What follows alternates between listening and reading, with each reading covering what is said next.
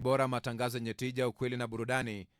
Sikiliza idhaa hii ya Kiswahili Radio Fortune Africa, kituo chako kinachokuwa kwa kasi sana duniani. Wakati huu ni wakati mwafaka wa kwenda kupokea taarifa yetu ya habari kutoka idhaa hii ya Kiswahili Radio Fortune Africa. Pote pale ulipo duniani, tunakualika kwa moyo mkunjufu na mikono miwili.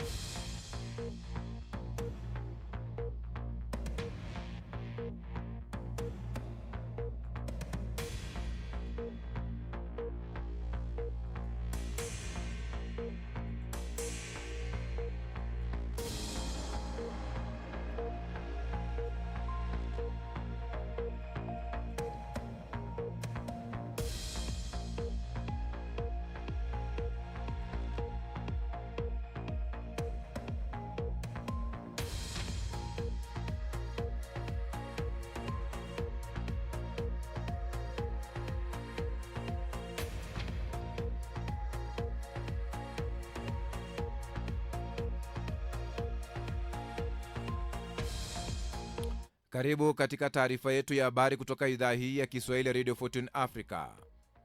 Tumekuandalia mengi, ikiwa ni pamoja na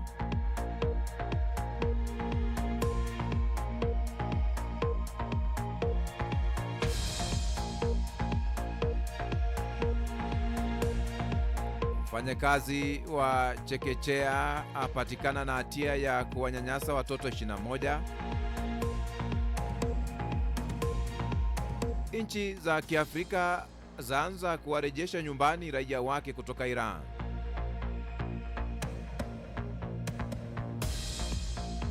Shambulio la Iran hospitalini ni uhalifu, waziri wa Israel asema. Rwanda na DRC zaafikia makubaliano ya awali ya amani kabla ya kutiwa saini wiki ijayo.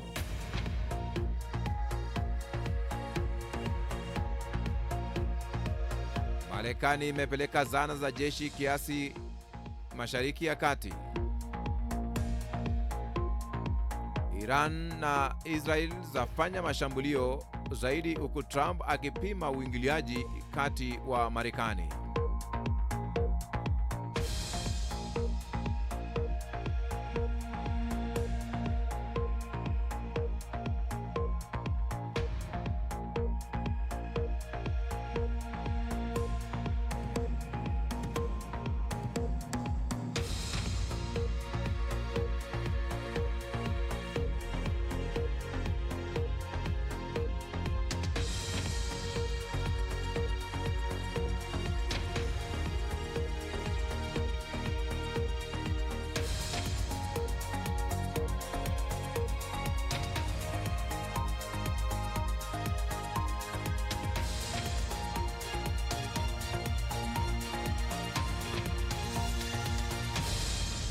Naam, natumai bweri wafyo pote pale ulipo duniani kwa moyo mkunjufu na mikono miwili.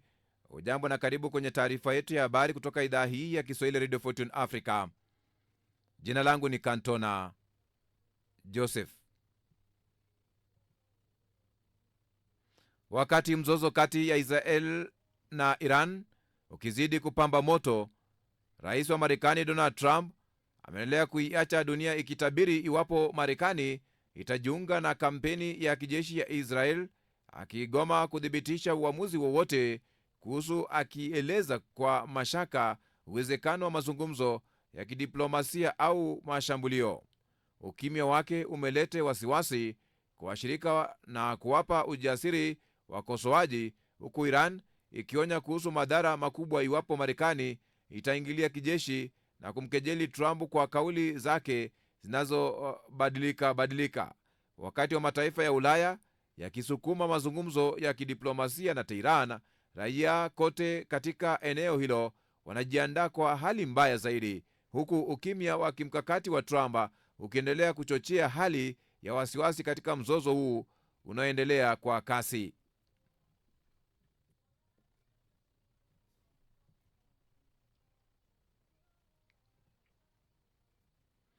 Rais wa Urusi Vladimir Putin amesema kwamba yuko tayari kukutana na rais wa Ukraine Volodymyr Zelensky, lakini tu katika awamu ya mwisho ya mazungumzo ya kumaliza vita vinavyoendelea kwa mwaka wa 4 sasa.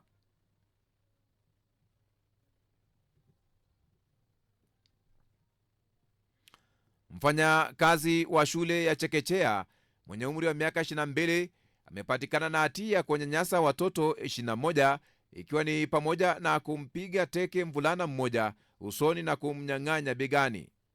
kumkanyaga begani. Roxana Lenka kutoka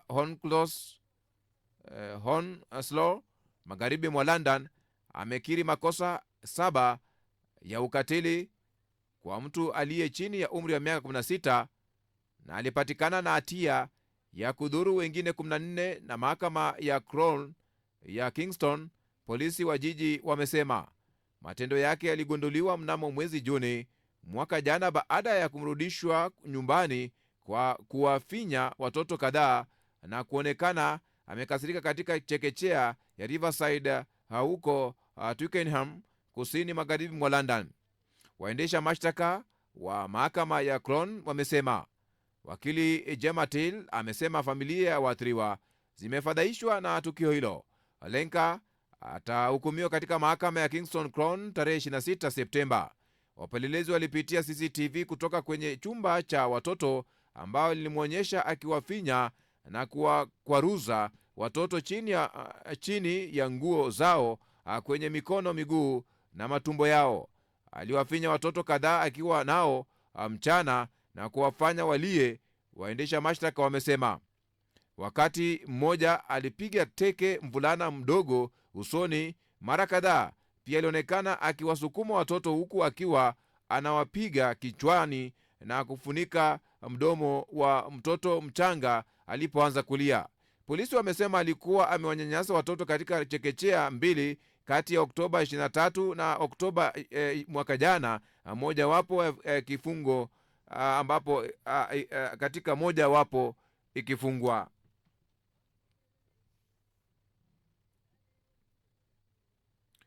Naibu Inspekta Jenerali wa polisi Eliud Lagat nchini Kenya anatarajiwa kufika mbele ya mamlaka huru ya uangalizi wa polisi ya IPOA leo Alhamisi kurekodi taarifa kuhusu kifo cha mwanablogi na mwalimu Elbert Ojwang aliyefariki dunia akiwa mikononi mwa polisi. Kifo cha kutatanisha cha mwanablogi huyo kilizua ghasia na za kitaifa, huku shinikizo la kuwataka waliohusika na mauaji hayo katika ngazi za juu za idara ya polisi nchini Kenya kuwajibishwa.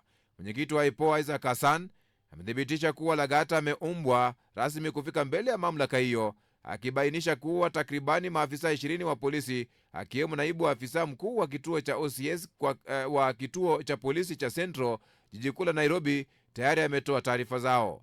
IPOA pia imeomba data ya simu kutoka kwa Safaricom kusaidia uchunguzi. Lagat aliachilia majukumu yake mapema wiki hii, akitaja uamuzi huo kama hatua ya kudumisha uadilifu wa ofisi yake na kuruhusu uchunguzi huru. Nchi kadhaa za Kiafrika zinafanya mipango ya kuwarudisha raia wao nyumbani kwa hofu kwamba wanaweza kukwama katika mzozo wa vita baina ya Israeli na Iran unaozuka tarehe 13 Juni. Uganda imewasiliana na majirani wa nchi za Mashariki ya Kati kwa msaada wa kuwahamisha raia wake, shirika la binafsi la habari la Chief Reports imeripoti jana. Kwa kuwa nchi hiyo ya Afrika Mashariki haina balozi nchini Israel na Iran ambazo anga zake zote zimefungwa, inaratibu ukoaji kupitia Misri, Uturuki, Azerbaijan na Jordan, na imezitaka nchi hizo 4 kuwapa raia wake visa. Wizara ya mambo ya nje iliomba wajumbe wa kidiplomasia nchini Iran na Israeli kuwawezesha mchakato huo, huku wanafunzi 48 wakiwa tayari njiani kuondoka Tehran. Nigeria imesema maandalizi ya kuwarudisha raia wake nyumbani yako karibu kukamilika na kuwashauri wawasiliane na ubalozi au ujumbe wa karibu wa Nigeria. Nchi hiyo ya Afrika Magharibi imesema inashirikiana na washirika wa kimataifa ili kuharakisha shughuli hiyo. Kenya iliwataka raia wake kuwa waangalifu sana, kuepuka harakati zisizo za lazima, kukaa ndani inapowezekana na kufuata maagizo ya mamlaka za mitaa. Afrika Kusini wapo awali walitaka raia wake nchini Iran kujiandikisha kwa ubalozi kwa usalama wao. Mzozo huo tayari umegharimu maisha ya watu wasiopungua 148. Wakati huo jeshi la Israeli limethibitisha kuwa limefanya mashambulio kwenye kinu cha nyuklia huko Araka, likisema hakifanyi kazi. Jeshi la ulinzi la Israeli limesema kinu hicho kimeundwa na kuzalisha plutonium yenye mavuno mengi, ambayo ni nyenzo inayotumika kutengeneza silaha za nyuklia. Jeshi la Israeli pia limesema mashambulio yao ya hivi punde yalihusisha ndege 40 za kivita zinazolenga maeneo mengi ya kijeshi, ikiwa ni pamoja na viwanda vya kutengeneza malighafi, sehemu zinazotumika kuunganisha makombora ya balistiki na maeneo ya kujenga mifumo ya ulinzi wa anga na makombora ya Iran.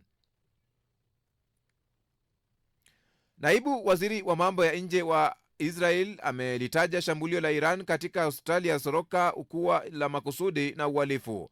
Akichapisha kwenye mtandao wake wa X, Sharon Askel anasema eneo lililopigwa sio kituo cha kijeshi bali hospitali, akiongeza kuwa hiki ndicho kituo kikuu cha matibabu kwa eneo lote la Negev la Israel.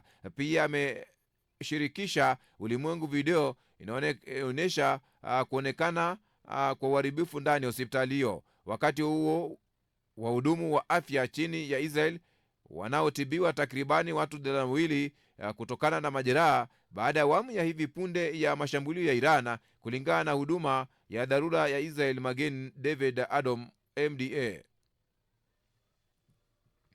ambapo watu wawili, mwanamume mwenye umri wa miaka takribani 80 na mwanamke mwenye umri wa miaka takribani 70 wamepelekwa hospitalini wakiwa katika hali mbaya, huku watu wengine 30 wakiwa na majeraha madogo, hasa kutokana na milipuko ya vifusi, MDA imesema.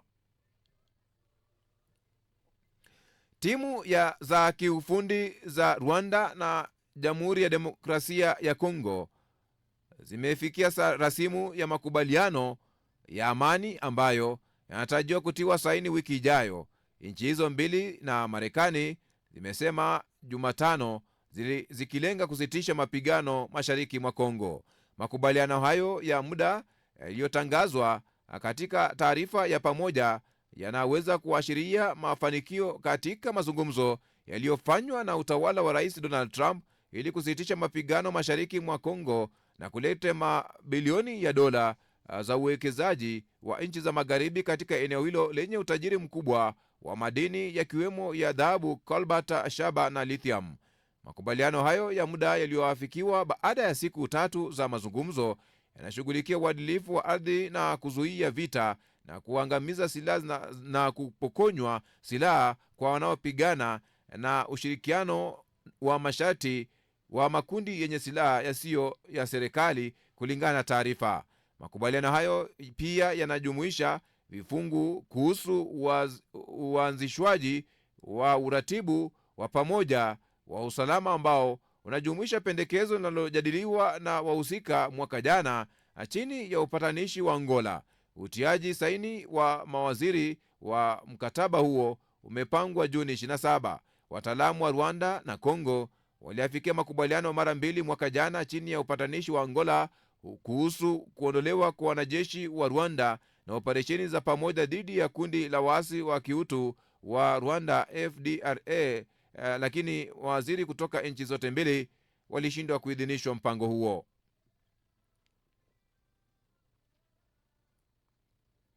Televisheni ya taifa ya Iran imewatahadharisha watumiaji kuhusu video isiyo na maana iliyotolewa wito umma kuasi dhidi ya serikali, ambayo imeripotiwa kuonekana kwenye chaneli zake za satellite. Video hiyo ambayo imesambazwa sana kwenye mitandao ya kijamii ilishutumu taifa la Iran kwa kushindwa kuwahudumia watu wake na kuwataka watazamaji kuchukua udhibiti wa maisha yao ya baadaye. Chanzo cha video hiyo ya udukuzi wa televisheni ya serikali bado hakijajulikana. Nembo ya simba inaonekana kwenye kona ya juu kulia video. Video hiyo pia ilikuwa na picha ya viongozi wakuu wa Iran waliouawa na Israel wakati wa shambulio dhidi ya Iran katika operesheni inayojulikana kwenye vyombo vya habari kama Operesheni Rising Lion mnamo Juni 13. Video hiyo pia ilionekana na picha za maandamano makubwa yaliyofanyika nchini Iran mwaka 2022 yaliyochochewa na mauaji ya Mahsa Amini akiwa mikononi mwa polisi kwa madai ya kushindwa kuzingatia sheria za hijab. Kauli mbiu ya maandamano hayo ilikuwa wanawake, maisha, uhuru, msemo uliotumiwa hivi karibuni na waziri mkuu wa Israel Benjamin Netanyahu, ambaye kama ilivyoonekana kwenye video aliwataka wa Iran kuanzisha maasi.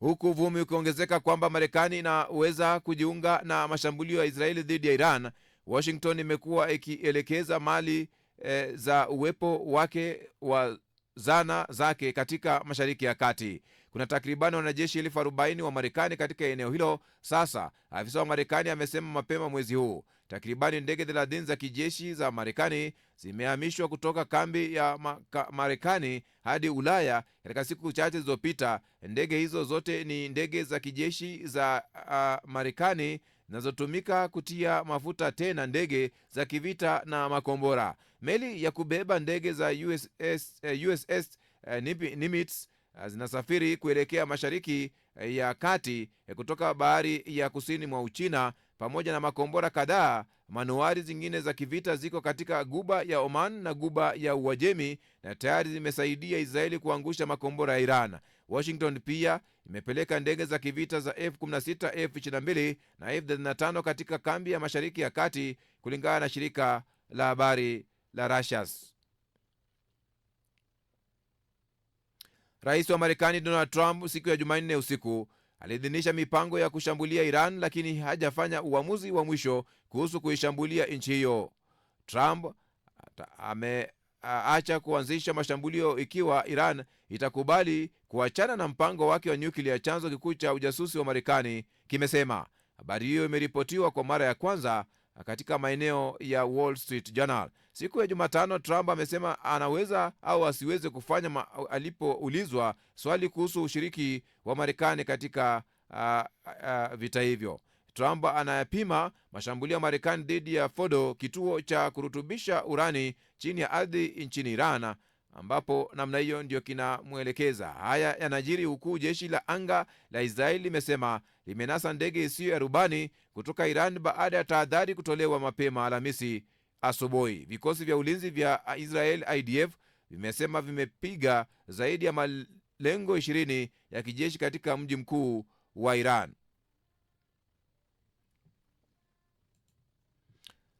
Ni taarifa ya habari kutoka idhaa hii ya Kiswahili ya Radio Fortune Africa, kituo chao kinachokuwa kwa kasi sana duniani.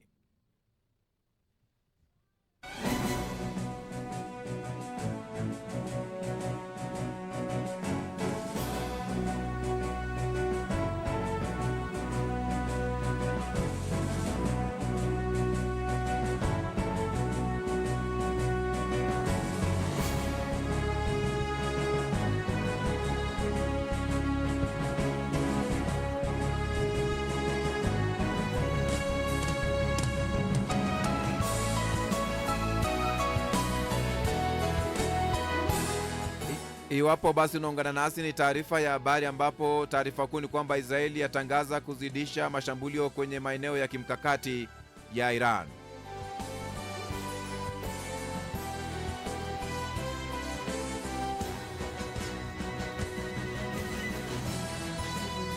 Tupokee taarifa kutokea Afrika Kusini.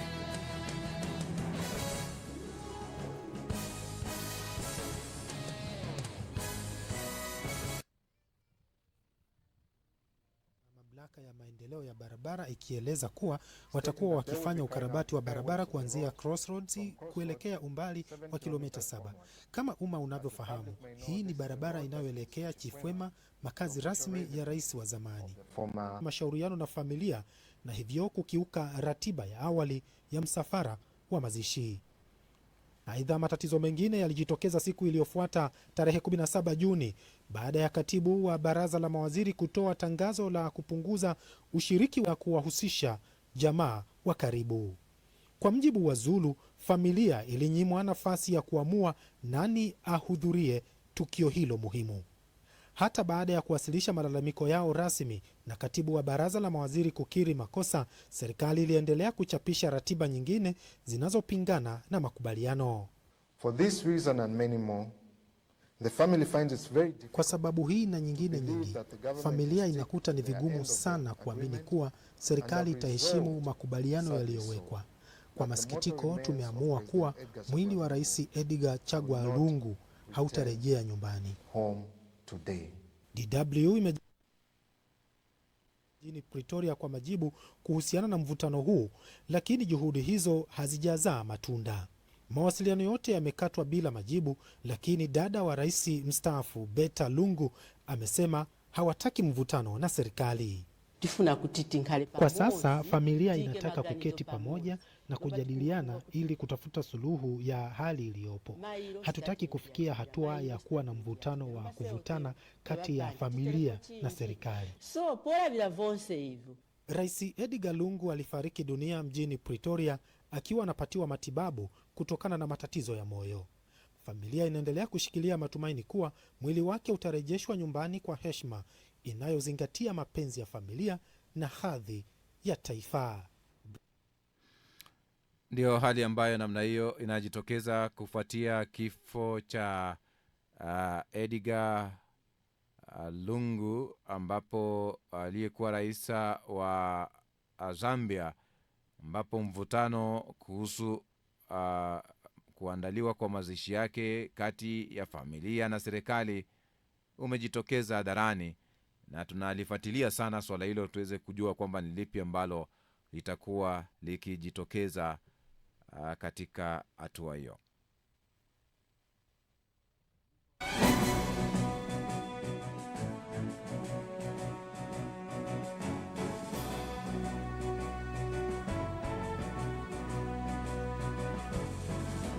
Mpenzi msikilizaji, Simana Kitoi kufikia malengo yake ya uratibu kwenye hatua ya kununua transmitter yenye uwezo wa kurusha matangazo yake mbali na kwa njia nzuri yatakayotanua wigo letu na kuwafikia mamilioni ya watu kwa njia ya FM. Unaweza wasilisha mchango wako kupitia paybill number ni 625625, account number ni 01244585217800, au tail number ni 456148 kupitia mitandao yote ya kurusha pesa.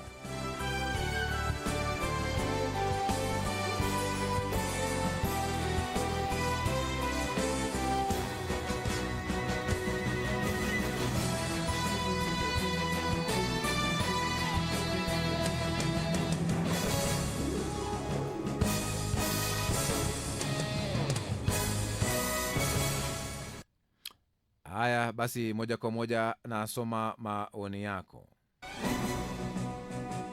Moja kwa moja naelekea kusoma maoni yako wakati ambapo namna hiyo unatafakari hayo. Basi mimi inanichukua basi fursa nzuri hii kuelekea basi moja kwa moja kusoma maoni yako, ambapo namna hiyo yale ambayo umeandika.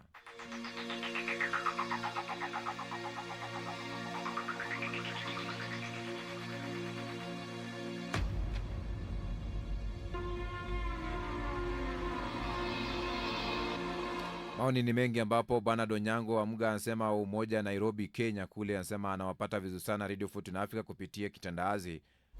Nauliza jeshi la polisi Kenya kuwa waache kutumika vibaya. Maoni yake bwana Donyango wa Mga kutokea umoja jiji kuu la Nairobi Kenya.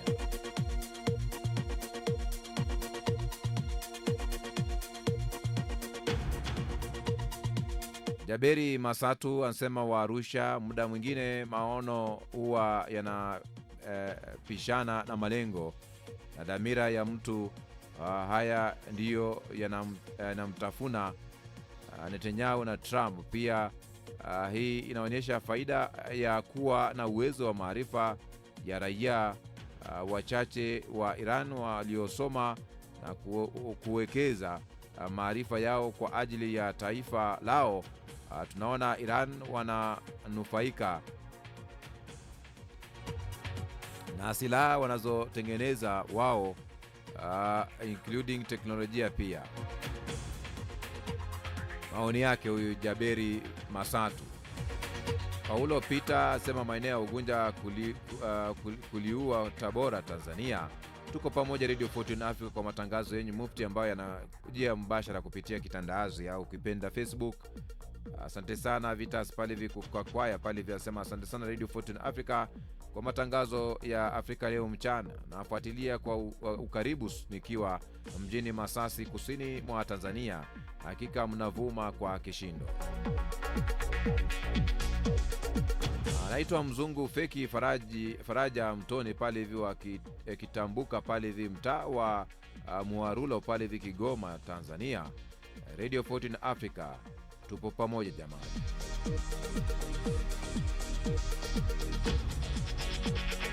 Maneti Magongo Kione pale hivi Iringa Uluti pale hivi. Itakuwa jambo jema sana kama amani na itarejea nchini Ukraina, kwani raia wasiokuwa na hatia wanaangamia. Dr. Saidi Mfinanga pale hivi wa Moshi, Tanzania. Poleni sana Israel kwa kushambuliwa na Iran. Hakika la kujitakia halina majuto bali linaumiza sana.